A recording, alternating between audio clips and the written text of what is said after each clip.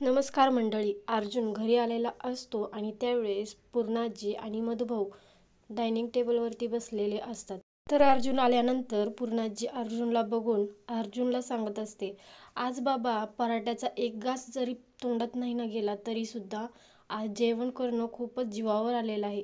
पूर्णाजी कोड्यात बोलून अर्जुनला हे सांगण्याचा प्रयत्न करत असते की सायली सुद्धा आज दिवसभर उपाशी आहे. सायली सुद्धा आपल्यामुळे उपाशी आहे हे कळाल्यानंतर अर्जुन किचनमध्ये जातो. किचनमध्ये गेल्यानंतर अर्जुन सायलीच्या कमरेमध्ये खोचलेला पदर हा हळूच काढतो आणि तिचा हात हातात घेतो आणि तिला डायनिंग टेबलपर्यंत घेऊन येतो हाताला धरून.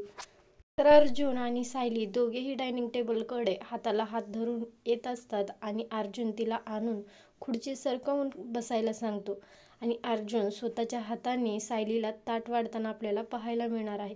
तर अर्जुनने दोघांसाठी ते जेवायला घेतलेलं आहे आणि त्या दोघांनी एकमेकांना प्रेमाचा घास भरवलेला आहे.